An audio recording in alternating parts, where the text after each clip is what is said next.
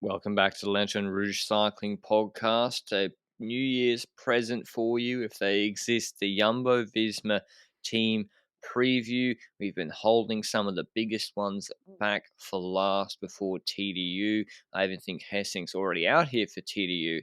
Here with Benji, who's looking very dapper. I'm looking very tired, but we're making it work like the old times. But as always, this show is brought to you by Zwift. The Zwift Hub, in particular, available in North America, the UK, and Europe. The best value for money trainer on the market.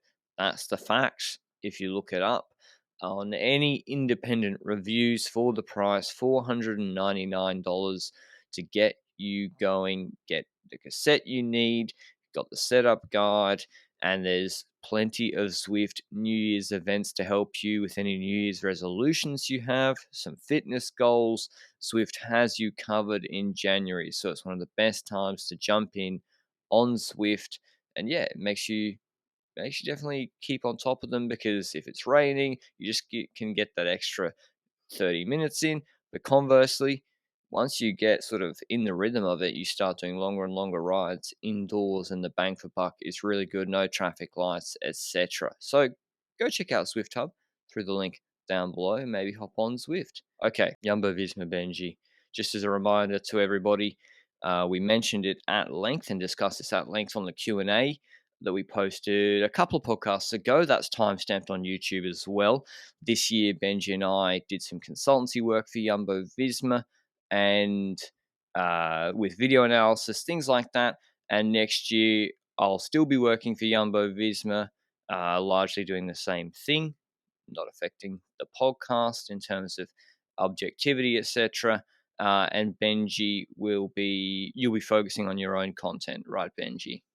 Yes, correct. That's my focus for the next year, focusing on LRCP as well and trying to get that a bit forward. But we just wanted to get that out of the way and make sure that's clear to everybody before we jump into the Jumbo-Visma podcast there.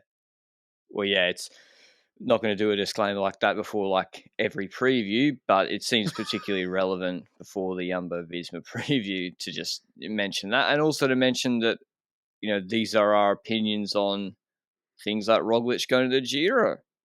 They're pretty one of the biggest news. The biggest news of the off season, even just announced at the Jumbo-Visma team presentation. But their season in review, dominant in the classics, the early classics, but then didn't bring a monument home at San Remo, and then RVV, who had COVID, Laporte crash, Roubaix, they were missed out a little bit in the Ineos move, and then wheels broken, so they didn't win a monument. Well, was strong, but came second. I think San Remo is actually the one where the tactics or it went wrong a bit more out of the first three monuments. Benji, RVV and Roubaix are, I don't know, like your wheels collapse on Arenberg. What can you do, really? Yeah, when it comes to RVV, I don't think they can do much about Wout getting COVID in advance to that, and especially the Laporte crash as well. Whether it's a mistake of the rider or not, you don't know, but crashes happen. So you can't really count on Benoit suddenly winning RVV, in my opinion. So the best leaders were out for them, and that's how their race was lost through Bay. Like you said, those wheels collapsing, like it might be an equipment thing, but in the race itself, there's not much you can do from that except for Wout coming back eventually and still fighting for it. And sure, doesn't win anymore. Was it because the wheels collapsed? Was it because he responded to the wrong attack later on? You never know, but every bit of energy helps. But when it comes to Milano Sanremo, I agree there. And it's difficult there because our thought process at the time in our recap of MSR was that Jumbo should have had two riders at the top of the Poggio, because in that way, you can make sure that you either roll attacks on the group that you're with, or you can have a rider close down gaps so that Wout can sprint at the end. But with Pedersen in that group, I'm not sure I would have wanted to see a Wout van Aert versus Pedersen sprint if I was on Wout van Aert's side at that point in the race. But when it comes to those three monuments, I would say that's not really their fault. When it comes to LBL, do you blame Jumbo-Visma there? Because on paper, they don't respond to Remco Evenepoel on La Redoute, despite the fact that everyone should have known that Remco would have tried on La Redoute, right? We said it in January. Yeah, I mean, Ineos, same boat. I think the biggest problem for them at the moment is they've got riders capable of leading a Grand Tour and a monument across 3 monuments, 5 monuments, 3 Grand Tours. Lombardia, in theory, like, well, Roglic can compete at Lombardia. He can. Yeah. He can compete at LBL. He's won LBL. Wout van Aert can do some 1 weeks, and he can lead Milan-San Remo, RVV, and Roubaix. The problem is, they can't lead all those. The season scheduling doesn't work, and so we're going to see it again this season, I think, where their Ardennes team is not as good as the Cobble Classics and maybe the Italian Classics too. I mean, Roglic has been really good. He won Torino, he's won Giro dell'Emilia recently. I'm not saying they just sent nobody to the Italian Classics like some teams, but maybe this year he does the Vuelta again, and with the Giro Vuelta doesn't do Lombardia, and Jonas, he wasn't in top shape at Lombardia. So they're missing something in the Ardennes, I think. Because Wout did LBL, Hmm. and I think he might not have been in top shape, but even in top shape, it's a tough race for him too. I don't know. I think they are missing someone in the Ardennes who can do Montreal and Quebec, because at the moment, unlike Ineos and UAE, although UAE do rely on Pog a lot, they are very heavily concentrated on these 3 riders to achieve results. I agree, and I think it's also somewhat logical in a sense because you know that Roglic and Vingegaard will focus on those Grand Tours, while Van Aert is much more intrigued by those classics. That the Hill Classics are kind of left to the side just in case a rider wants to use it as preparation for a Grand Tour, or whether they just want to have a go at it. Or next to that, whether Wout he failed to really show himself in the classics because of the COVID and so forth. And then we had LBL in previous years where it was also in a different place in the calendar, right? Because we had the COVID year where Roglic won it. It wasn't Yeah, like some I don't crazy even moment in the know. year. I don't even know where it was. Genuinely, October. that calendar was crazy. But Yeah. in hindsight, I agree that the Hill Classics are maybe a pod where they're not top notch in that sense, but also in the factor that what if you just have a better team as support to chase down the Remco? Of course, it's difficult, eh?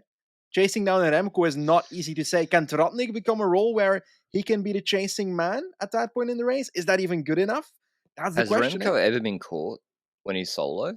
Serious I question. think he has in a Belgian national championships at some point and in some Belgian races at some point. Right. I reckon I like Tratnik. Great signing. Mate, Fantastic, versatile rider. Olympics. Trotnik caught him, Oh, right? in When he the did that did he small attack? move before Oh, yeah. Mikuni with Nibali. Yeah. I think when he's been on his own for like 5 minutes, it becomes increasingly difficult to bring him back. I think you got to close him down pretty quickly because Yeah. his 5 minute power is not as good as maybe his 20 minute is. How good is he on the fly? Anyway, this is not the Remco podcast, but my point is, think the I think the Ardennes is the one where you can be like, well, yeah, the team construction just doesn't allow you to send top riders in peak shape to them because, yeah, wow, is a top rider, but it's tough to expect him to be in peak shape at LBL. I don't even think he is supposed to be doing it this year. Anyway, and Roglic doing Giro, so we'll get to that. So yeah, I'll get back to that point later. In stage races, they were good in Paris, Dauphiné, and at Zulia, where Jonas and Vingegaard were present. It's kind of the same story, and they were dominant in those races. Like Paris and Dauphiné are two of the most important tune-up stage races. Not tune-up stage Except races, prestigious 1 weeks. in Itzuya, they did have issues though, because Roglic had his knee issue. I swear there was like stage 2 where we were talking on a Yeah, podcast about him touching his knee a lot, and then the next day it found out that he had a knee injury, which shocker. And he Battleship basically only Jonas won. in that What's race. sorry? The The chopper. Battleship Jonas, yeah. When he chopped Vlasov and Izagiri in the final stage, In and that. Rate as well. Anyway, he only came ninth in that race. So it does show that Jonas getting second in Tirreno, ninth in Itzuya, he does get close in Dauphiné again and was honestly the strongest climber in the Dauphiné. Let's be honest about it. He was stronger than Roglic there on Plateau de Solaison, despite it not really being shown on that climb. Although it was shown. Roglic was Yeah, basically yeah. Vingegaard He had to gapped wait. him. Yeah. But he's not the dominating rider across the year that a Tadej Pogacar is, right? I don't think so, but that's also not the worst thing in the world. Like Pogacar is, like we keep saying it, like the crazy talent because he can perform February to October, and that's unusual. Like Froome never was like that. Yeah. Most GC riders aren't like that, and Jonas, excuse me, his climbing peaks are higher than Pogacar has ever achieved, like on Altacam or Grenol. But yeah, he doesn't seem able to stay at like as I said, Pogacar can do 6.5 for 20 any time of the year, any day, any weather, any difficulty of race can do it.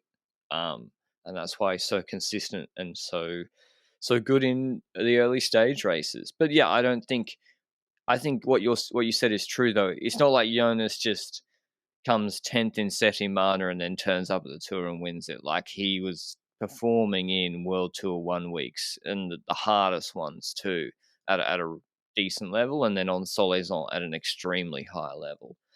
So Giro, Dumoulin went. Oh, they also won the Tour de France. That was good with like 6 stages. I'm sure that they were very happy with that. That was pretty. I got to say, yeah, that was one of the most dominant Tour de France performances we've seen in a while, and will be tough to replicate. Also, is for future discussions about teams to various Grand Tours, particularly Olav Koy, it does show that if you can balance Wout and Jonas at the Tour, or Wout and Jonas and Roglic at the Tour, then can we balance Olav Koy with someone at the Vuelta? That's another another topic that we want to get into. But yeah, won the Tour de France, 48 wins, 24 World Tour level, 9 Grand Tour stages. I think 10 Grand Tour stages maybe. It was a well above average year with the big goal achieved. World Tour de France, World Championships TT achieved with a rider not expected with Foss, which is also down to the team, and just missing the monument, which you can't win everything, but I'm sure that will be a big goal next year. Any last thoughts on their season, Benji? Which, yeah, was pretty, very, very good. Very, very good. But the big three became three of the top 5 riders in the world, I think, which helps. 100%.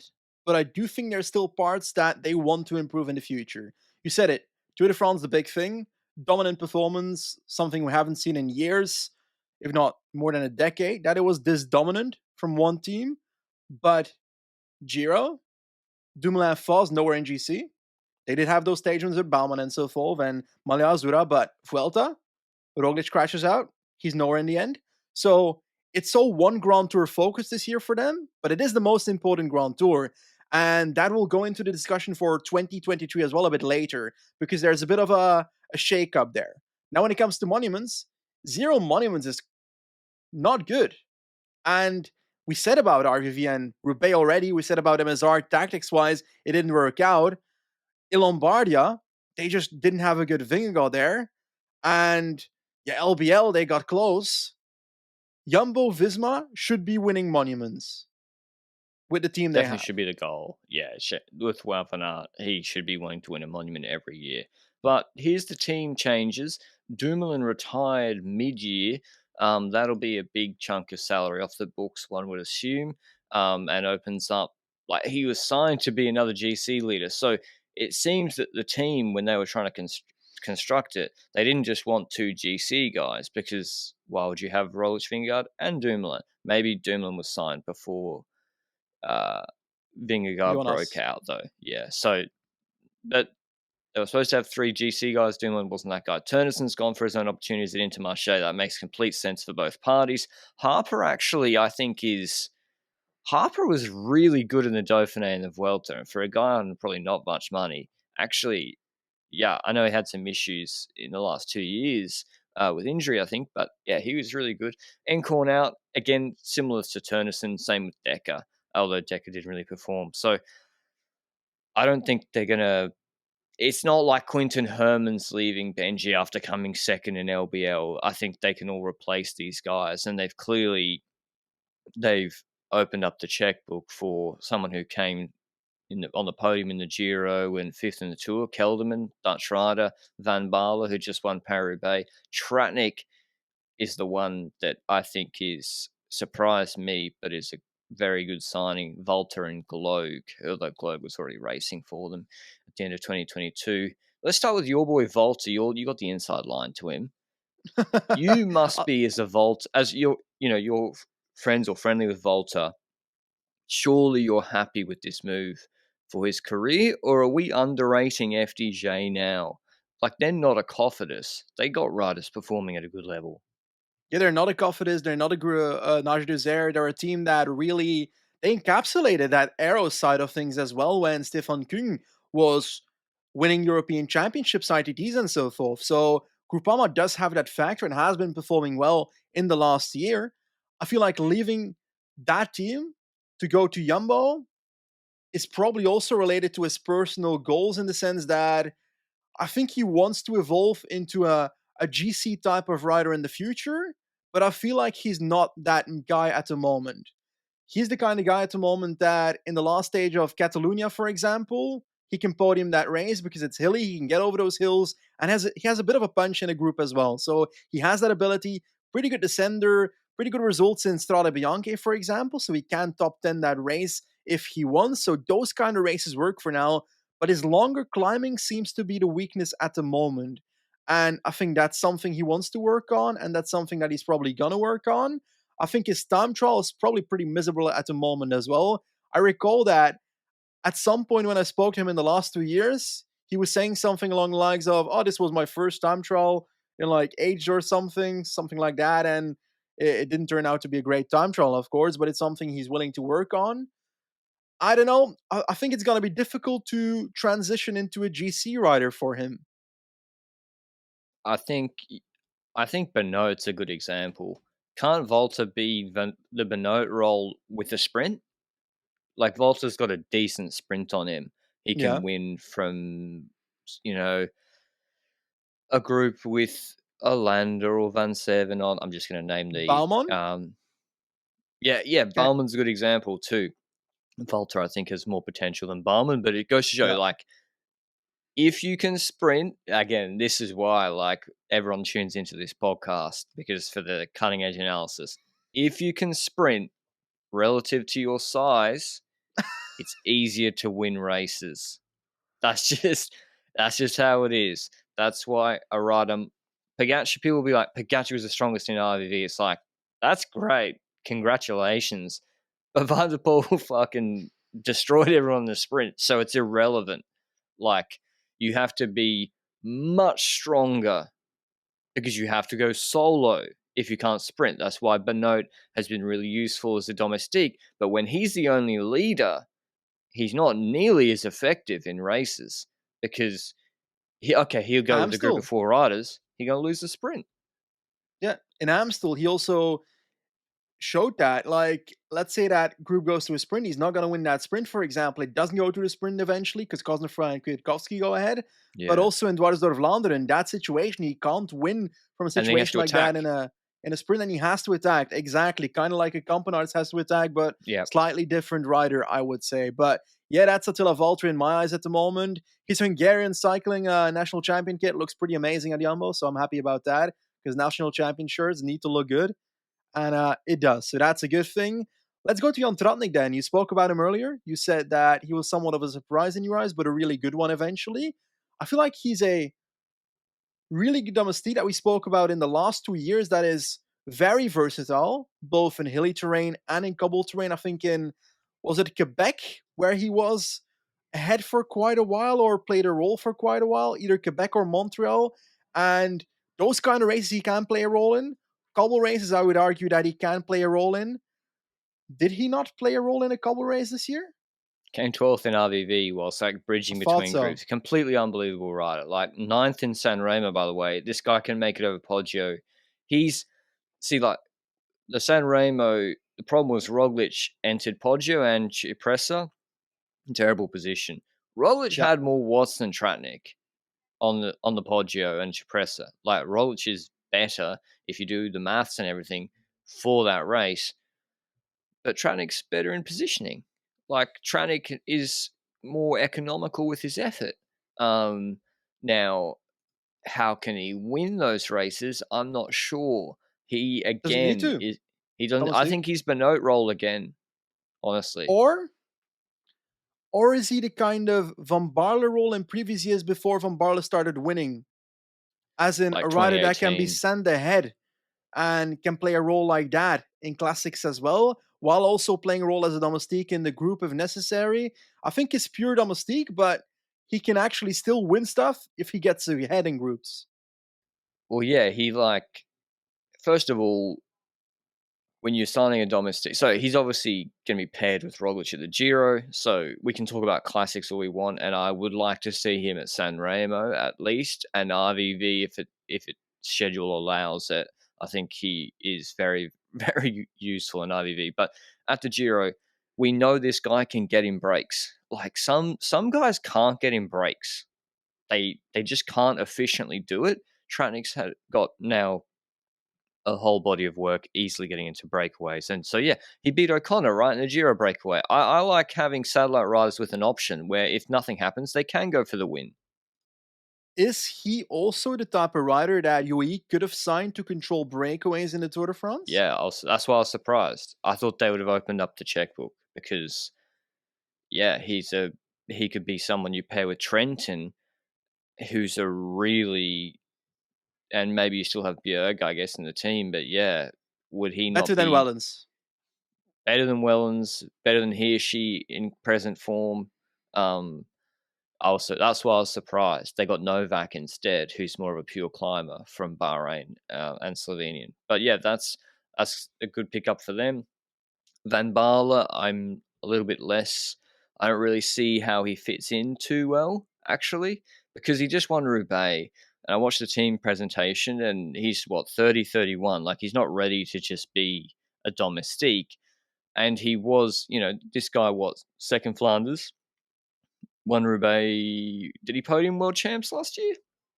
Was it Flanders that he podiumed, if I recall correctly? Where did he come? I swear he was good in the Leuven world champs.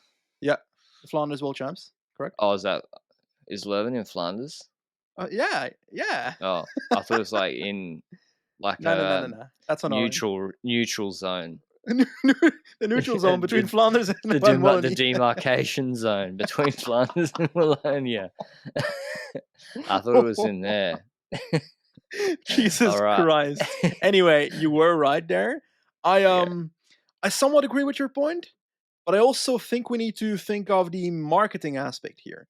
As in, Van Baarle is not the craziest name for us in international cycling, but he does win Sportsman of the Year in Netherlands, for example, in 2022 after his performances. So Did being he? able to do that, I think male cyclist of the year or sportsman, one of the two. I don't know which it was. Damn. It's probably male cyclist, I'm guessing. But if that's the case, then it's really big performance because Van der Poel still won RVV, for example. So beating Van der Poel in that is pretty significant, Yeah, I argue. that's ridiculous. But I would say it's gonna make for some intriguing tactical analysis when it comes to the classics. Because let's take a look at the classics. We see that Jumbo-Visma has a really strong team now. Dylan van Baarle joining, Tratnik joining. They had Laporte, they had Wout van Aert in the team, Benoit in that team, and a bunch of other people like Nathan van Hooydonk and so forth, all really strong. They've got a really good block, while other teams have also strengthened themselves, like Alpecin have gotten Søren Andersen, Quinten Hermans, also joining the side of Mathieu van der Poel if they actually go towards a couple classics, all of them. So they're also getting stronger. But if you're Van der Poel and you see that this team has Van Baarle, has Wout van Aert, has Laporte, don't you think that your aim should be opening the race as quickly as possible so that the only rider that can follow you is Wout van Aert? Because otherwise you're Oh, risking being attacked by Van Baarle and then later by Tratnik and then later by Laporte. but I don't see how they're going to drop those guys. Like, how the domestics? I like Søren Kragh signing, sure, but how's he gonna end Dylan van Baarle's race? Like, I I agree. It don't. has to be Van der Poel himself at that point. Yeah.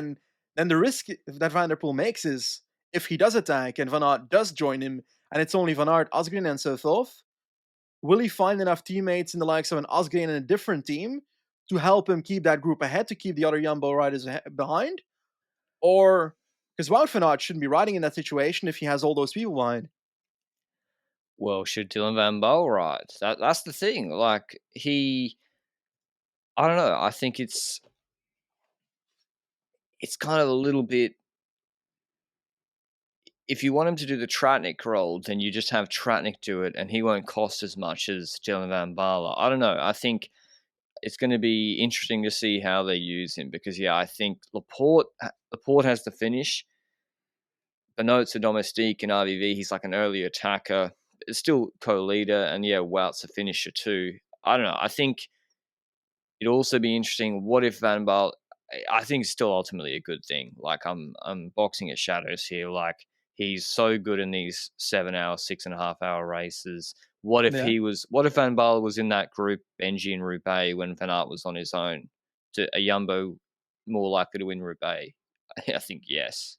I think yes as well. But the question is, at what point in his career will Wout van Aert start thinking, I want to win these classics instead of I want Well, that Jumbo to already win these happens. classics? Because, like, let's say there's a situation and Van Baarle is going up the road with a few riders following a move with a non-dangerous rider that also doesn't have a crazy sprint. He's going in that move as well. And Van Aert says to the other guys, now it's your turn to close it. At what point is Van Aert going to be like, oh shit, Van Baarle can actually win this race? Is he going to be happy with that? Because Van Aert wants to win these races. Yeah, I think Van Aert showed at the Tour de France like he's a pretty good teammate, but also I agree. Like I don't think Jumbo-Visma winning monuments with perfect team tactics is going to stop Tom Boonen criticizing Van Aert for not winning monuments. That's the problem for him. If Yeah. he's a good teammate, they use perfect tactics. Van Baarle or Tratnik or Benoit or Laporte go up the road, they win, and Van Aert neutralizes the group behind, like what happened in World Championships with Remco, which did he get any credit? I know there's a little attack at the end, but that's irrelevant. Like that's a tactic, right? And it often what happens is the guy ahead wins. And so I agree that's gonna be tough because yeah, like I don't think the best use of Dylan van Baarle is to just sit on the front and like close things down for Wout to do a sprint. Like that's just not the best use of a rider like that. Same with Laporte. And so yeah, it's like it's just tough people management. Like with teams in grand tours with competing leaders, it is really tough people management, and that's the work ahead of Jumbo to put all these guys together because sometimes it's a lot easier to like UAE for Flanders. It's pretty easy to have the game plan right, like Pog Stomp, like that's easier. That's true. And that's one of the parts of a team that has so many leaders. And I think that there's some aspect to it where Wout wants to win these races themselves, and that might show up in certain races. You spoke about Worlds, for example. I think that's kind of different as well because it's the Belgian team. But that attack at the end that he did do, there's been a lot of criticism in Belgium towards that. Like, what are you doing, man? Was the commentary at that moment, which is a logical commentary when you see Wout van Aert attacking behind when Remco is ahead and so forth. So he did get the criticism for that. And I have to be honest, if I looked at Wout after the race, for example, he did joke a bit, but to me personally, it didn't look like he was overly happy because he didn't win the World Championships. And in all honesty, I can understand that. So if that's the Belgian national team, I get that. If that's Jumbo, I think he might still get quite a bit of credit if Van Baal ends up winning a classic somewhere. Because I feel like with trade teams, the team performances are considered more highly in some of these races. But in the long term, he hasn't won that many monuments in his career. He hasn't won RVV yet. He hasn't won Roubaix yet. And the clock is somewhat ticking. So I would argue that it's supposed to be the year now. And I will end the Cobble story here with the fact that with this team, if they don't win Roubaix and RVV, they can consider their classics, or at least those two classics, a failure, unless it's related to COVID or crashes. Got to win, not got to win, but the goal should be to win at least 2 of the 3 San Remo, RVV, Roubaix. Like, you can't. It's one of the strongest classic teams ever assembled. But The Avengers. got to win at least 1 and probably 2 of those 3. What was I going to say about Van Aert? Yeah, I think you're right, and I know I think he did go up and like congratulate Remco, etc. after the race, but yeah, it's interesting, and it's interesting how the media, like particularly in Belgium, yeah, I want to see what happens if in a classic he does let it right up the road, because that all plays into it. What do you, just to finish Van Baarle though, as you said, from the classics, do you expect to see 2018 stage race Van Baarle return? Because I don't see him now. Riders can go back to previous levels. I've made the mistake in writing riders off a little bit too early too, particularly when they're only 30, 31. But Or when their does name he is Giant really League. fit in this tour team? I think it's difficult. I think a peak Van Baarle Grand Tour wise, like those 2017 ones, then we're saying yes, eh? But he wasn't that last year when it comes to his Grand Tours. He wasn't on that level, and then I'd say no. But it's also the same question when it comes to the rider they already have, Rohan Dennis. In Paris-Nice, he was really strong last year, but did he end up riding a Grand Tour even? Welter. Did he? Welter with Roglic, yeah, pretty sure. Completely With forgot it. Omen, Hersink, Harper. Yeah, yeah, Remember they you're did right. the lead out into Sierra Nevada, and there was like Yeah, well, riders everywhere. Almeida was back in. Who Hungary knows? He was on still. the climb Start of the before. Giro. Yeah. But yeah, like there's no point bringing Van Baarle to the Tour de France if he's going to get dropped by Benoit on the climb, the third last Mount Domestique.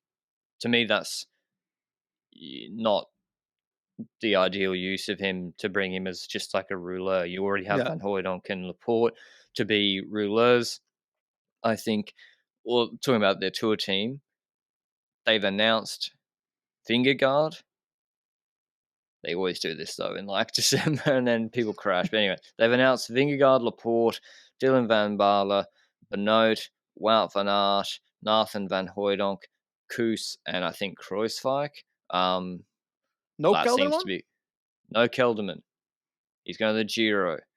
They have basically replaced Roglic with Dylan Van Baarle. So they have 5.5 rouleurs. They've got the pure climber in Koos, and then another climber in Kruijswijk. So 2 climbers in support of Vingegaard. I think it's a little light, frankly, particularly when Kelderman is on the Giro program.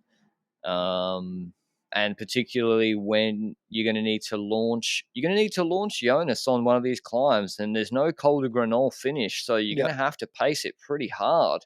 And if any of Van Aert, Koos, or Kruijswijk are like a little bit less, or one crashes out, which like Kruijswijk crashed a lot, man. If he crashes out before the 3rd week, which he did this year, and your plan is to launch Col de la Loze, then poor old Sepp, he's got a lot of weight on his shoulders to pace the whole of Col de la Loze. Yep, that's certainly a thing there, but we're jumping around the question a bit because we're getting to all these riders that are coming in and so forth. But how about we just get it out of the way?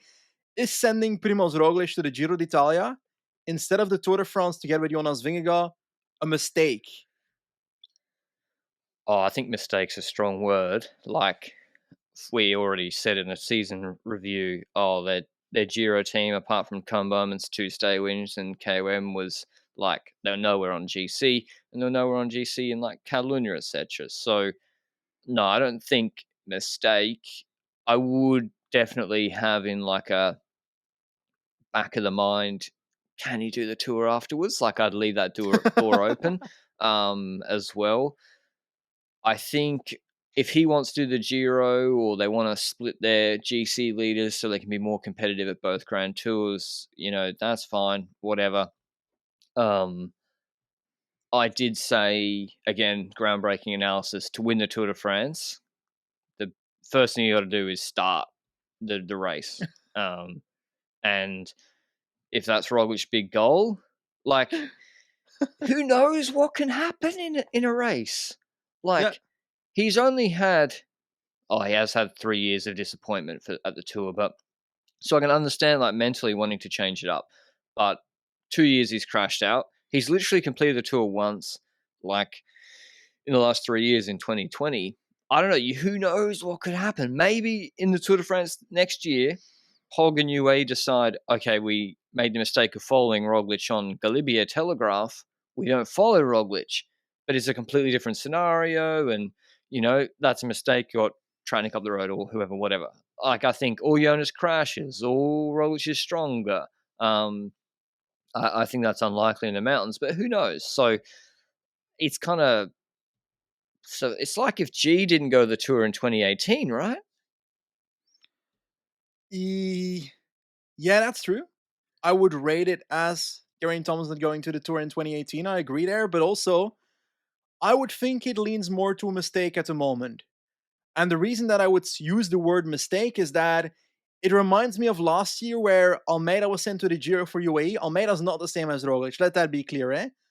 But it feels somewhat the same as Almeida not going to the Tour de France last year because Pogacar's team didn't necessarily need him by the side of Pogacar in that Tour de France, or because Almeida had other contractual reasons for going to a Grand Tour as leader. That's also a potential aspect. When it comes to Roglic, there is the aspect of who is deciding this. Is it because Roglic wants to do a different Grand Tour, or wants to do a Grand Tour with full leadership, with a full team behind him? That's a possibility. Or is it because the team wants to try and win more than one Grand Tour in a year, which is the opposite of what I said their 2022 season ended up as? That was a one Grand Tour focus based on the results. And to be honest, if you saw the team that they sent to the Giro, it was going to be a one Grand Tour focus unless the Vuelta ended up with Roglic delivering something there. Now, in 2023, having Roglic towards the Giro and Vingegaard towards the Tour reduces their chances of winning the Tour de France, in my opinion. Because Roglic was a vital part in the Giro 2022, the Tour de France 2022, of making sure that Pogacar has that mental aspect in mind, that Roglic is still there, and Roglic can still come back, even though he crashed with that hay balance evolve. He was still there on the Granon stage. He was attacking. He was causing Pogacar to come out of his shell early. That is something you'll be missing in 2023 if you only have one leader.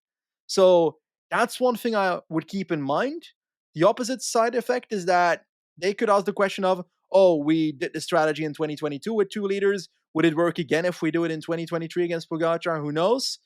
I think you still have more chance to win if you have Roglic next to Vingegaard than not having him next to Vingegaard. And especially because Calvin One is also not going to the Tour on paper. If he is going to the Tour, you've got a stronger climbing base as well next to Vingegaard, because I agree that their climbing team is now looking somewhat weak, although I would consider Wout van Aert, not just Rouleur, also Mountain Domestique, based on his performances in 2022, for example.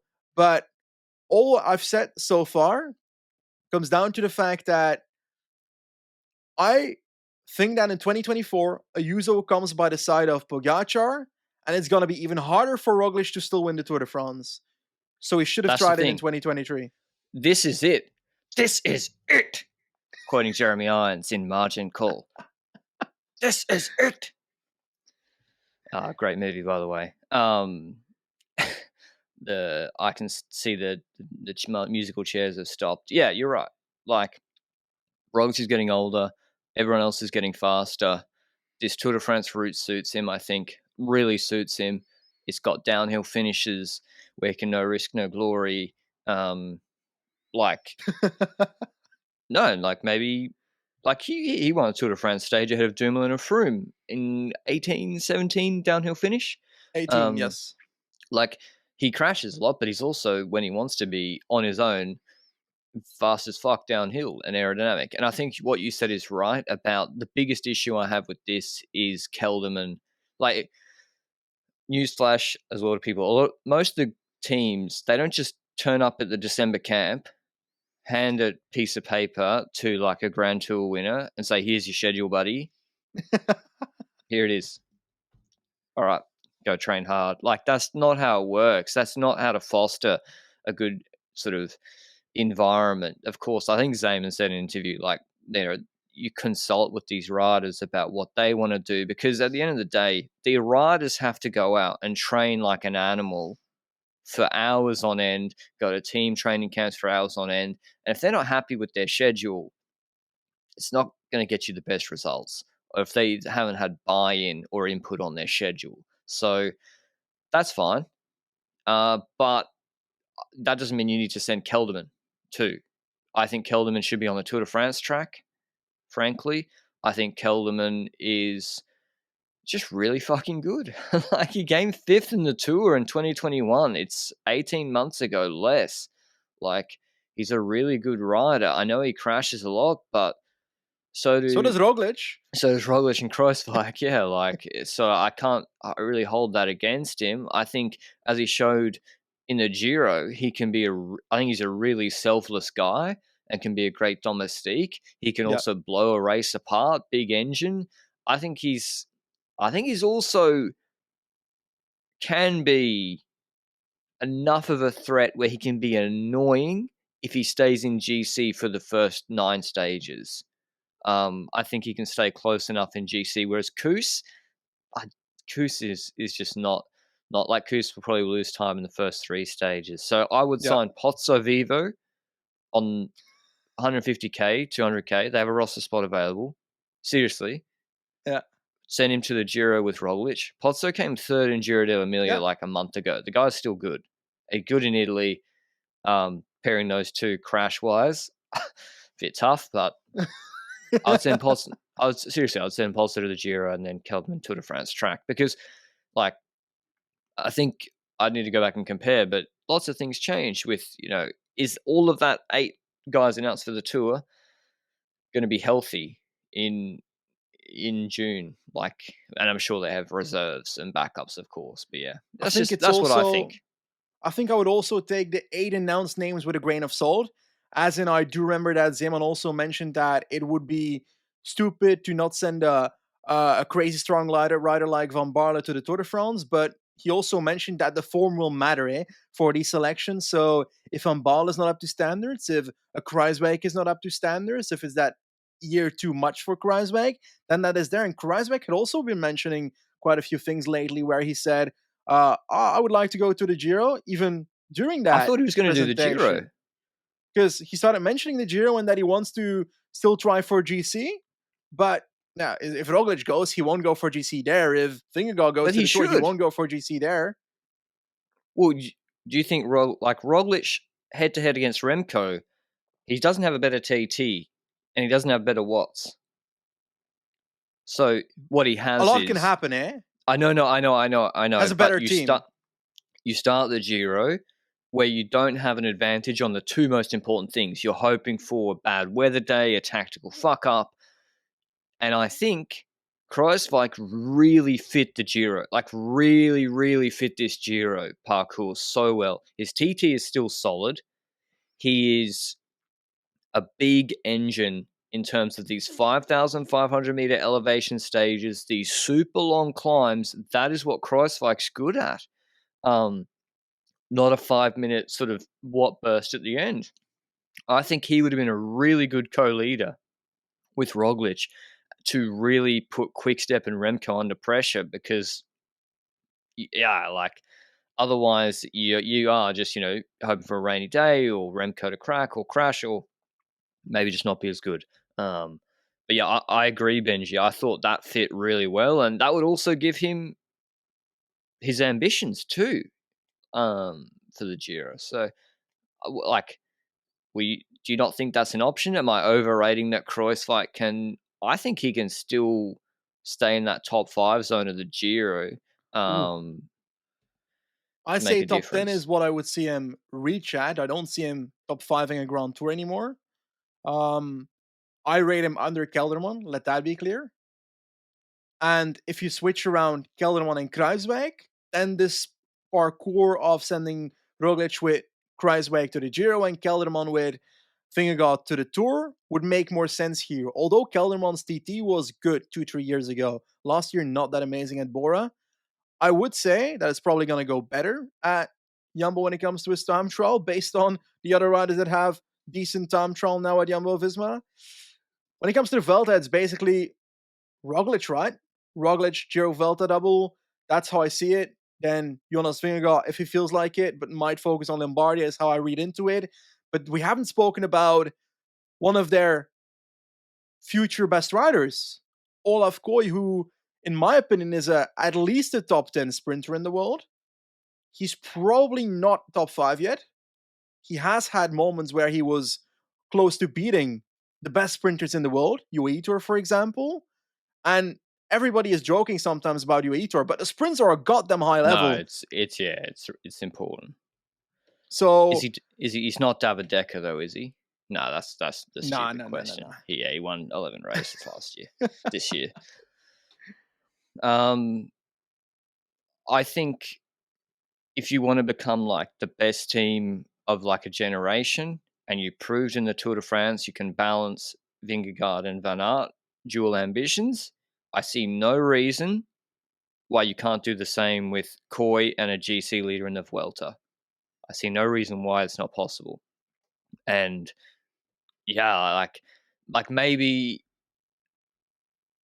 I think when teams have another rider signed somewhere, because by the Vuelta, this guy will be signed somewhere, whether it's with Jumbo, somewhere else. Olav Koy is not going to still be on the market by the Vuelta, right? I don't care.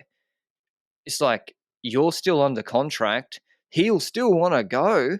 He's a young guy wanting to do his first Grand Tour. It's not going to be a question of motivation where we'll be like, oh, well, I signed a 3-year extension at DSM, so I'll just not try. Like, no, these guys aren't wired like that. I would still send him to the Vuelta at least. The Giro just tough. Not that plentiful of sprint stages, and I think Roglic likes the team, around him. I think Wout van Aert said in an interview recently. But yeah, I see no reason why you can't send him to the Vuelta. I think there's also the aspect that what if the Giro had more flatter sprint stage instead of stages with hills in there? Then would yes. Olaf Koy have been a focus for the Giro? Because no, during the Vuelta, there's so. Benelux Tour now, eh? So Ooh, I feel like that might be the race where you might be going to. Because Benelux Tour is on paper back based on the 7 minutes of research I did last month. But can they put us in charge of the branding? We'll drive that race. Dude, that's one of our favorite races. We've got Holden. Is that the Holden Kilometer or is that in yes. They have it in Bingo Bongo too. Holy shit. So. I'll call Bingo Bongo Eneco Tour Jack Bob Bridge solo finesser move. Love the race. It's actually such a good race.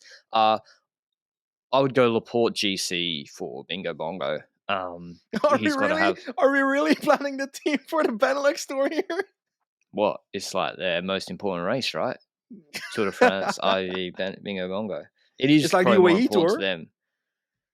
From UAE Tour, Jumbo, Bingo Bongo Tour. That's how we see it. Yeah, that's true. It's such a fucking good race. I can't believe, of all the races, by the way, you guys got 3 races a week in the region.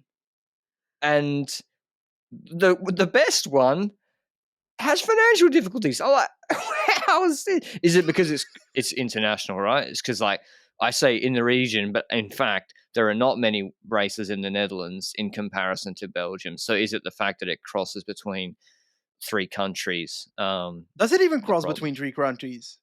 Is Luxembourg not benefiting of Belgium and the Netherlands right now? Because I don't recall them going to Luxembourg at any point in the last 2 years. Is Luxembourg freeloading on its Benelux neighbours? But yeah, maybe.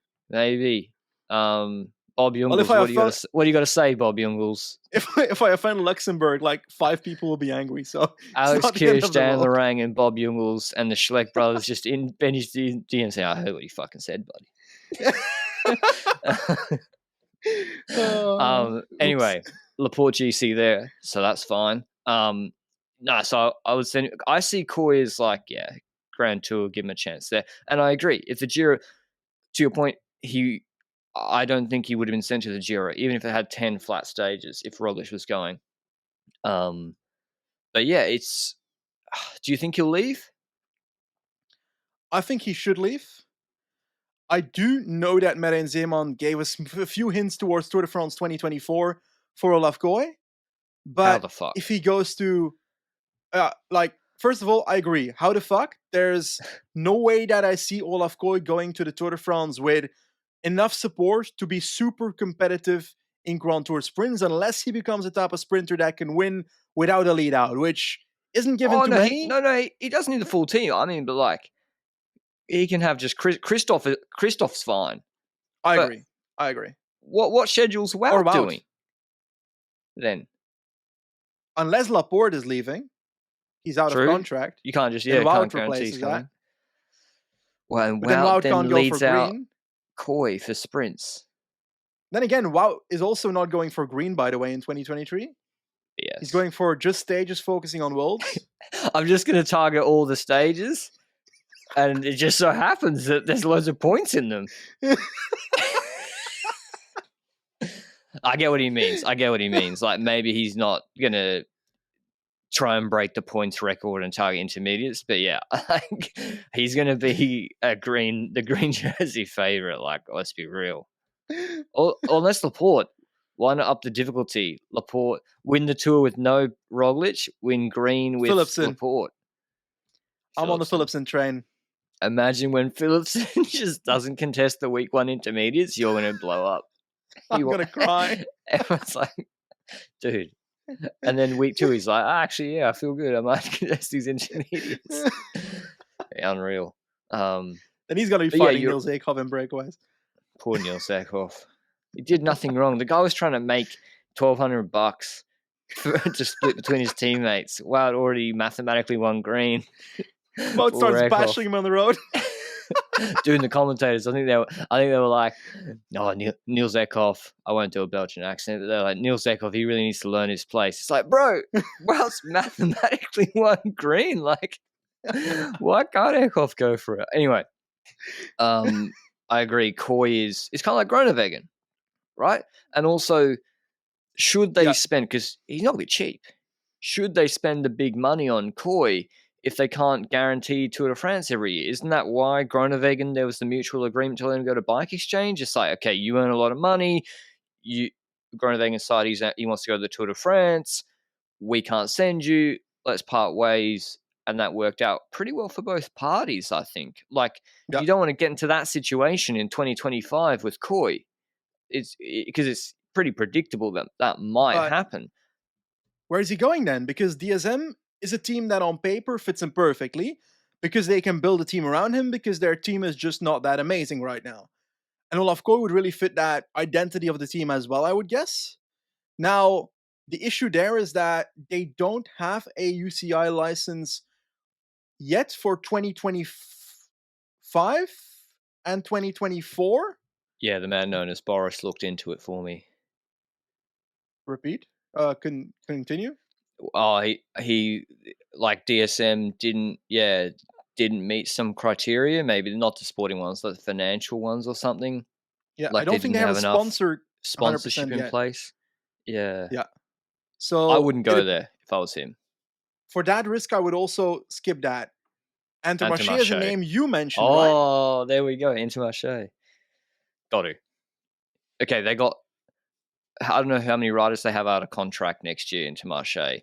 Like, probably a lot of them, because a lot of their guys aren't, guys, it's over half the team, just about half the team.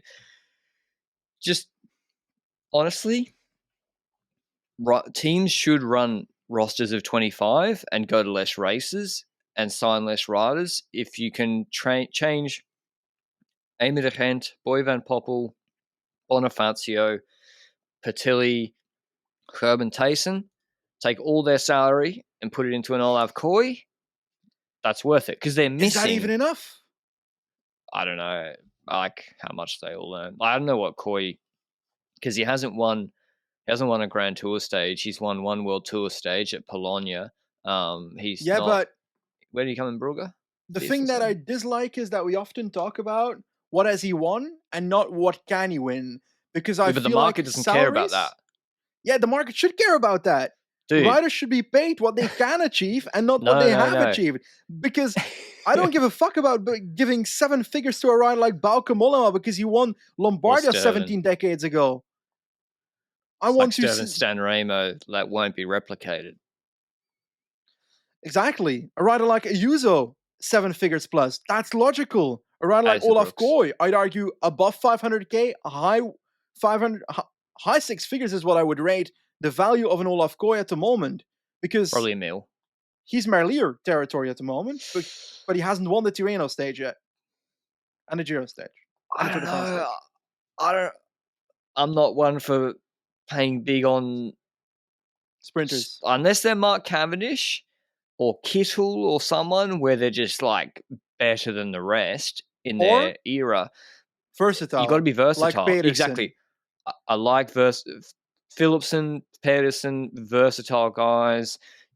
That's fine. The pure bunch sprinters, oh, it makes me nervous with the big money because if you also don't pair a lead out with them, then I would rather do the opposite. I'd rather overpay for a good lead out. Danny Van Poppel, pay him a fair chunk of change, and then he'll make any sprinter good. So, yeah, it's but as Benji said, like the cycling transfer market is when you read a product disclosure statement for like a financial product, and it's like past yeah performance is not indicative of future results. The cycling yeah market's the opposite of that. It's like, oh, you won um, XYZ 4 years ago in a completely different context, and the what's the different and yada yada yada. So what? Like people get paid based on their PCS bio, the little, not even the whole readout, the top results thing. They get based on that PCS thing. Seriously. but I feel like there's versatility to be explored with Koi that we haven't seen yet. As in, I think he can be Mm, competitive to win against Wevelgem.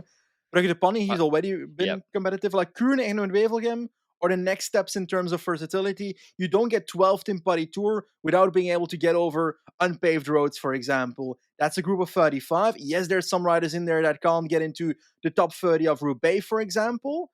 But those are riders that can get over the hills in races like, for example, Gent-Wevelgem and Kuurne-Brussel-Kuurne is what I would argue. So I would What expect about that to be a what next about step there, climbing? as in Olaf Is Koy like proper climbing. versatility low, like a Pedersen, Phillips, and Vuelta stage. No, not yet. I haven't seen No, that yet. no. I was watching Gran Piemonte last night Yeah. because I have problems. And anyway, there was a 3 kilometer, Why? 8% climb, and he got hard dropped on it. And it was like Okay. 60k from the finish. He got ruined on it. And one guy we didn't mention from their transfers, Thomas Gloag, he was actually in the front four riders marking, Yeah. trying to neutralize. He's actually, we spoke Really at the good. start of this podcast about the missing puncher pieces. I think Gloag is a really interesting option Mate, for the Hill Classics. 17th Emilia, 12th in Valle Varesine, Yeah, 12th in he's Gran good. Piemonte. That's bloody good, eh? So you can write this guy down. To Lavenir already won a stage there as well. So I would argue that this is indeed a guy that goes to those hill classics and can play a role there. And there's a field to be filled there. So he can have opportunities there. Does he ride a Grand Tour this year? I would say no. I'd say that's next year, perhaps a Vuelta, where I see a Thomas Glow going somewhere. Do I see more than just a puncher there? Not yet. I need to see more to, yeah, in pure climbing wise to be able to see that. But I think there's an opportunity there to get him to grow quite a bit. I think we'll see him in the Ardennes Classic this year, right? Yep. Like, Yep. Cohen Bowman was nice in the Giro, but he's not really, like, he is 28, 29 years old. So Yep. if I had to choose between him and Gloag, say, for example, I'd probably have Gloag in there. I think he can be really effective in those races. So he's a nice pickup. It is curious to see a Trinity British rider going to Jumbo. He was, you'd think, go to Ineos, but yeah, that was curious Was as there well. not was there not some like debacle behind the scenes at some point because Tom Agents. Pitcock agent related? I don't remember. I feel like I heard somewhere And I don't remember if this was a story from someone I that I think I wasn't made it up. supposed I to think it was a tell to conspiracy someone. theory. I made it up. Okay, then I will not continue talking right now. No, I think I said it on the podcast. Like, I don't know, maybe the Pidcock huge extension. Ineos didn't want to, sign another young guy Nah, from I that think agent. the I think the reason that I don't know, I don't remember. Anyway, let's just continue. Fuck it. The other guy who's not on this list at all, and I was like, again, getting Kelderman out of the Giro squad, Archie Ryan is fucking good. Yeah. Irish rider on the dev team. So Jumbo-Visma, they don't have Kjan Uiterbrooks, but they do have 2, 3, 4 from Tour de l'Avenir. So not bad in your dev team. Hessman, who looks like a really good rouleur. Yeah. I don't think he's a classics guy. He looks to me to be like a big stage racer. It's It weird. Is it is weird Shockman? because he's huge. He's bigger than Schachman, I think. Yeah. He's a big Is guy. it early Dumoulin? Kind of Not similar, couple yeah. wise. Kind of similar to Dumoulin, yeah. Hessman, Stown, Misset, and Ryan, 2, 3, 4. Giro, Lavinier, and Ryan, if you take out the team time trials, would have come second, not fourth. Yeah. Love those team time trials, distorting the results of under 23 riders. So he's someone I think could go to the Giro straight away and also provide value, or even the Tour de France, dare I say. Because maybe that's a bit ridiculous. But seriously, I think Archie Ryan's really, really good. He's really good. And so is Stown to miss it on the Dev actual team? team this year, or is still on the dev team? Yeah, still in the dev team, but he's got a contract until 2026, so he's going towards the Walter team in 2024. Okay. He was already But they really could bring strong any of them in up. Algarve, no? Where Remco Evenepoel ended up winning. I swear that Solomid was in white for that race because Remco was in a leader's jersey on the stage where Remco got attacked early on somewhere. But there's also aspects to that dev team like Per Strandhagen is he going to become that cobble man that people expect him to become? What's up with Nordhagen, for example? Because I swear he was going to Jumbo, but it seems to be only from 2024.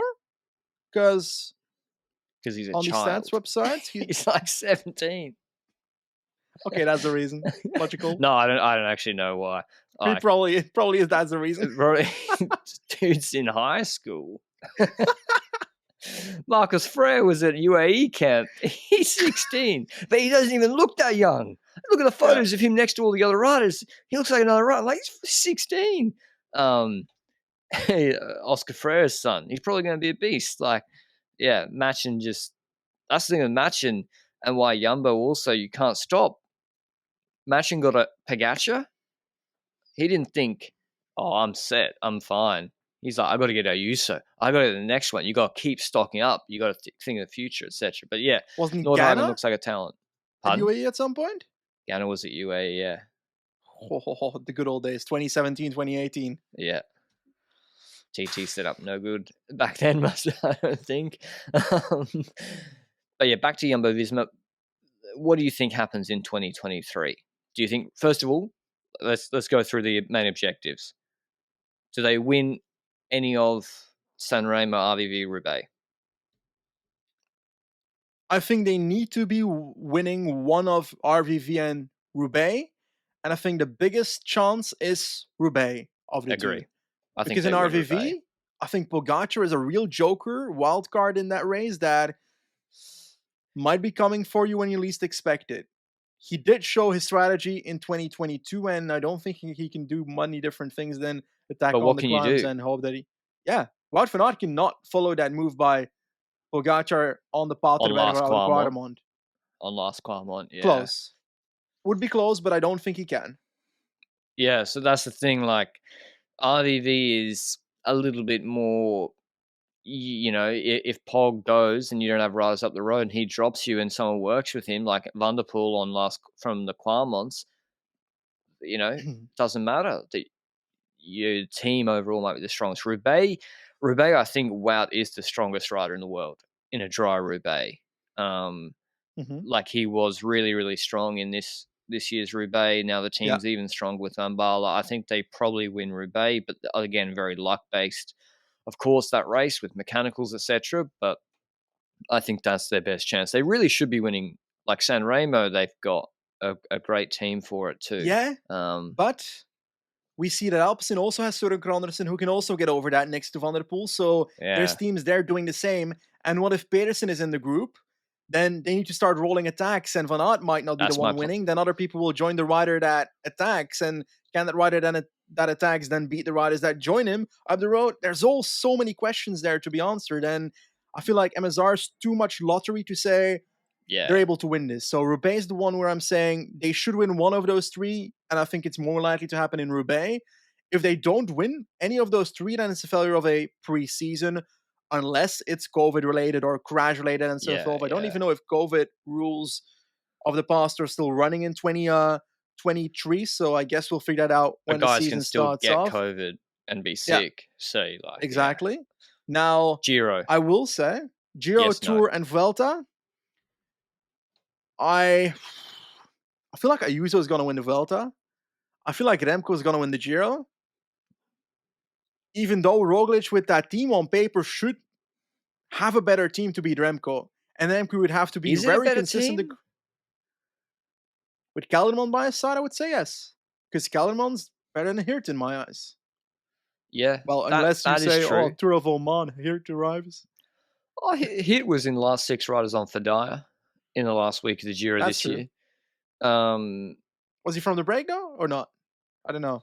can't remember. He was in the break Probably on not. Lauda's Konya stage. I don't think he was in the break. He was too Yeah. close on GC at that point. I think, yeah, like Remco will be the favorite for the Giro. It's a pretty unpredictable race. So, Hindley To be beat honest, Carapaz this year and last. But I still think, like, he's not the favorite for it. So I think he can win, but more likely Remco does. Tour de France, I do think they still win. I think Vingegaard, like, I know the 2 liter strategy on Grenoble was effective, but like, if they had just done Skytrain and set up Vingegaard on Grenoble, okay, he's not going to take 3 minutes. I he still should think he still take takes. time. He still take a decent chunk of time. That's what I remember. I kept saying, okay, I've done all the maths, right? I was like, he's going to take 60 to 90 seconds.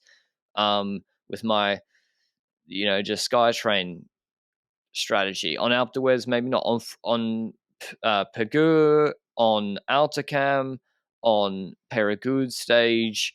Vingard was stronger on all the climbing stages except Planche de Belfi, which was kind of like a 4-minute punch at the end, the way that turned out. So Yeah, if he's but head to head the strongest, my concern is just he needs to have a hard pace set on Puy de Dôme to attack or on Col de la Loze. So my concern is, the team needs to be able to set that up. But I still think he is head to head in the mountains stronger than Polk. I agree that in the climbing, if they're both at their peak, then Vingegaard is on paper the better climber. But as a stage racer, I rate Pogacar higher. And I think there's opportunities in other stages where Pogacar can benefit. And them not having Roglic by the side of Vingegaard might make it harder for them to try and figure out what Pogacar is doing in random stages. The guy went in breakaways from the start to try and attack Vingegaard in the Tour de France 2022. Pogacar is going to try and win from every single situation, and he finds gaps somewhere. And he's going to try and use any gap he can find to do so. And I feel like the choice of sending Roglic to the Giro might end up with a Giro win, but will lose them the Tour de France. Do you think if Pog attacks week 1, though, that like Roglic will just get on the front and pull it back for Jonas? No. So That's also then, not really the role Roglic has in that race, though, yeah, right? they Because attack Roglic Pog. is They're on the attack. Roglic is not a rider with 2 arms and 1 leg on Bardiani, eh? He's still a rider that can actively compete for the victory at the Tour de France Yeah. if he's at Jumbo-Visma. So he would be a double leadership role like the Tour de France 2022 is how I would see it if he was in the team. And maybe that's the headbutting between 2 leaders that has caused this split up of the leadership. That's very much possible. One of the 2 might want the full team, 2 of the 2 might want the full team behind them. It might just be a team choice. I don't know that, but I feel like there's something in me that says it might backfire in the same way that it backfired for UAE in 2022. Yeah, and like, UAE didn't send Almeida. They're not sending Ayuso apparently this year. I agree, like, in that when you've won the Tour in dominant fashion, don't change your winning formula is sort of the philosophy. But I more think, yeah, they just need an extra climber in that slot, or because unless Van Baarle can get back to a different level. Vuelta, who knows? Probably Roglic will go Giro Vuelta, one would think. That would make a lot of sense because, Yeah. Roglic, if he's able to prepare properly for the Vuelta, he'll be in really good shape for it. Is Remco doing Vuelta? No, he's doing Giro No. Worlds, right? Lombardia as well. He wants to have Okay. some revenge there, which I find Dude, that a good RCS. storyline. RCS must have thrown like a bunch of money on the table with Lefebvre and Jesus. said, "Please run my races." I think he wants to do Lombardia at least. I think he's gonna get paid seriously to do so. Oh, okay. Well, That's how I I see it. think Because he's so. Are riding you so everything. wrong? Pardon? Tirreno's being ridden. I Dude, think it's UAE was unbelievable. also mentioned. He's ducking all my video rights. He ducked all my video rights for years. Only this year I got some of him in some races, and then now he's ducking all my video rights again. But we don't need to do Remco the Tour discussion once more. But yeah, okay, last question. Do you think they have a better season than in 2022? No. No. Do you think that? I think it's hard. Well, it's not hard for you, eh? If you think they're gonna win the Tour de France and one monument, it's a better season, no? Well, they won the Tour de France, but they also won. Like they still, okay, I know they didn't win a monument. They still won E3, Omloop, Paris, Dauphiné, like a shit ton of races, most wins in the Yeah, World Tour but so teams. did Ineos 2 years ago, and we didn't give a fuck either. Yeah, but they didn't win the Tour. So like, if they Yeah. still win the Tour, but then they're worse than everything else, I don't know. They have to be better. They're more likely to podium every Grand Tour now, so that's a difference Yeah, but compared I'd to rather this win the year. Tour than podium every single one. Yeah, that's the thing. Like the Tour is a pretty important race. It's a I gamble, eh? think I It's a gamble. think They're choosing to they strike for more Grand Tours, but at the risk of losing the biggest one. I think they'll have about an equivalent season. Equivalent. Okay. Um, Maybe they do win Roubaix, but they don't win like all the early classics. I think Ardennes doesn't look too strong, and then Tour, I think Jonas will still be pretty good. So yeah, I think it'll be about equivalent. They're doing well with a limited budget compared to Ineos and Jumbo and UAE, I guess. Well, limited. When Well, we're yeah, talking about like Intermarché, confidence to we're like, talking about a different yeah, kind of limited. yeah, yeah, but exactly, and even compared to Quick Step, it's a lot bigger. So you got to get the results. If you got the big budgets, there's no excuse because you got a lot more resources than a lot of the other teams, 80% of the other teams. I'd like to see Laporte elevated to a co-leadership role in classics this year. Maybe not in Flanders. I just think he doesn't have the punch to follow close enough in Flanders, but in a San Remo, in a Roubaix too, I really like. Like, is Laporte's sprint at the end of hard races better than Van Aert's? In smaller groups, yes. In big peloton sprints, when the tempo is set for him, I think no. If there's a lead out for Wout van Aert in a 20-man group after a long race, then Wout van Aert can win that sprint. If it's in a Yeah. smaller group, I'd put my money on Laporte. I mean, Laporte beat him in World Champ sprint, right? Yeah. Yeah. Because Wout had no lead out. Yeah. So, yeah, although Laporte lost to Binny in the Gent-Wevelgem sprint, but Binny's fast. Yeah, Bin is a god, so. Yeah. And Laporte tactically wasn't great on that one. But yeah, I think he's an interesting one.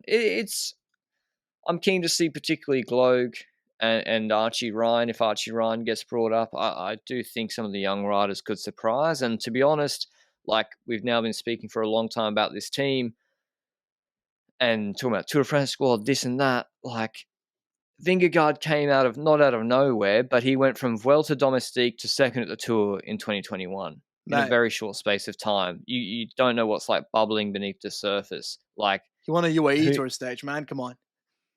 true, he did win on Jebel Jais, pretty good. So I don't know. A lot can change, but yeah, I'm keen. What do you think? Let us know down below. Do you think Roglic going to the Giro is a mistake? Do you think it was inevitable with two leaders of that caliber? And do you think how he'll fare against Remco. I think Remco showed in the Vuelta he's a pretty good rider, so that'll be tough. But yeah, that was the Jumbo-Visma preview. We hope you enjoyed it. Let us know if you have any other questions. And I guess we'll see you with the UAE one in a few days, the big competitor for that Tour de France top spot. Until then, ciao.